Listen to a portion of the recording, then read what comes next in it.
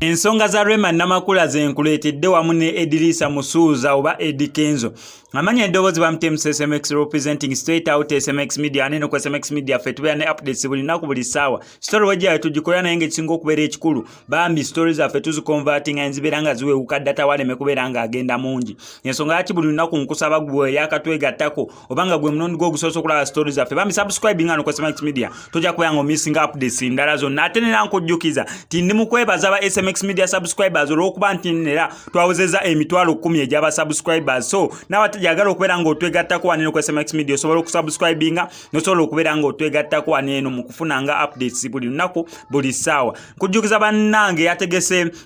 hideout at Kalangala oba trip tugenda gende Kalangala namugambiddewo nze SMX ngenda kubeerayo kweyo trip egenda beera Kalangala okubanga 26 27 28 okusasula mitwalo 15 buli muntu tekuliko byasinga oba bikinedda buli omu asasula emitwalo 15 tugenda gende Kalangala tumale ennaku 3 nira olinza okuba kwa enamba eri ku screen ojja beera ofuna omusajja bamuyita Gideon ajja beera nga asobola okusortinga oba okukolako oba okubuulira details zonna ne bannaffe aba Payless Car Accessories and Spare Parts bakugamba buli kizibu kyonna ekyetaagisa ku mmotoka oba oyagala decorating nga terina kizibu genda weekireka ku Centenary Bank ojja beera obakubira kwezi namba z'essimu either MTN oba ya Airtel ojja beera nga basobola okubeera nga basortinga ekizibu kyo kyonna eky'emmotoka oba spare part oba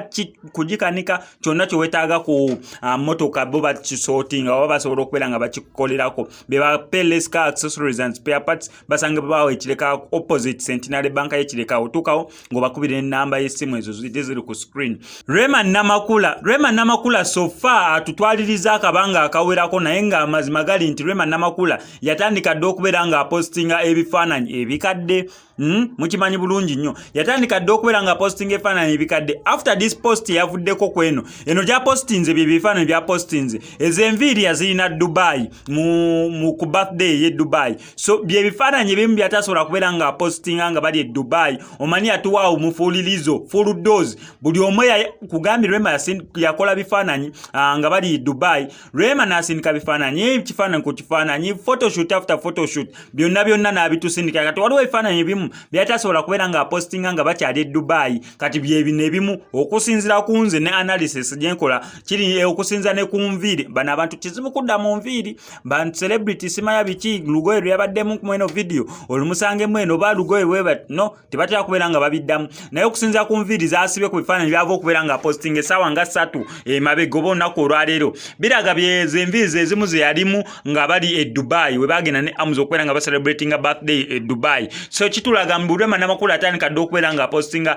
ebifaananyi ebikadde ate si ye post yokka ne post evuddeko actually oba yagipostingamu eno wiiki ng'etandika nayo still lyabadde posting kadde n'ebisigadde biri eri ebyayita nayo byali posting kadde waliwo n'ekifaananyi mwe yali mu dress ya black nayo nga nkadde ekireetera abantu okugamba mbu Rema Namakula postinga bikadde olw'ensonga current situation ye gy'alimu yandiba nga muntu muzito oba nga ali lubuto naye ekyo nange nkyogedde mpulira kintamyigo ge mazima Rema ali lubuto gwe muntu kyabeera n'olubuto okumala myaka 3 gwali omulabye eyowa nze nange byantamadda nalekerawo okubeera nga ngamba Rema lubuto owaayi okisooka tetubeera ne Rema Namakula tetubeerayo mu kisenge kye naye tuddawo okwolokosa Rema lubuto kati ebyolubuto bya Rema oba n'atuwa surprise yamanyi naye nze ebyolubuto naye abantu bagamba engeri gya posting efaananyi bikadde embeera gy'alimu ya mama kali munda ti Rema Namakula ali lubuto naye nze ekyo kasi kyakiteekako ssira kubanga Rema abadde n'olubuto okumala myaka 3 ekyo tetukirabangako mu nsi yonna kuva myaka 3 emabega Rema ali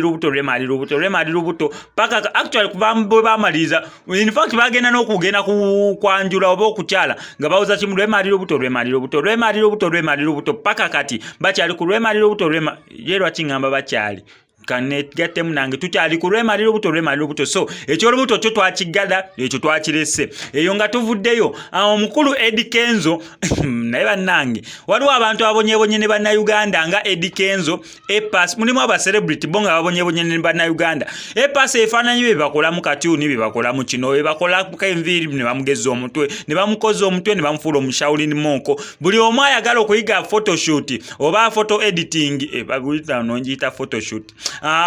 Photoshop atandikira ku Epas oba Eddie Kenzo katuyo engeri nagambye mu stories zange ziseeka challenge eriko ye ya mukulu Bobby Wine yabadde nga ayambaza mukyala wo mulungi Babi Itungo Kyagulanyi engatto ne bamukuba ekifaananyi bantu banne bavayo okubeera nga bakola challenge eyo nabo ne batandika okubeera nga babakuba ebifaananyi nga bali mu kubeera nga bayambaza abakyala engatto kati no engeri Eddie Kenzo gye tulinze omugole talabika bo bamusaddewo omusajja bamuteddewo kakatuni oba oli yakoze ka drawing just nangalo bino ebibakola ku screen ngomaze obeera nga okugira ekifaananyi ye ne bakamuterawo we batunira ne bamuteekako omuntu oyo si Eddie Kenzo yali afukamiddewo kubeera naye bataddeko omuntu gwa Eddie Kenzo kanabeera nga Eddie Kenzo ali mu kusiba kaddole engatto eyo ye challenge nanti eriko kati Eddie Kenzo bagimukoseza lwampaka engeri Eddie Kenzo gyatalina mukuumaka oba mufumba ttooke waka byonna yes babyogedde nange waliwo byenjogedde Eddie Kenzo mugole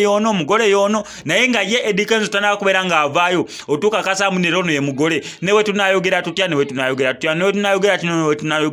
nonti until Eddie Kenzo ng'avuddeyo na confirming nga nagamba mumanyi ono ye mugole wange oba ono gwe nnonze mu bangi nga Pasa Bugembe we yatulaze omuntu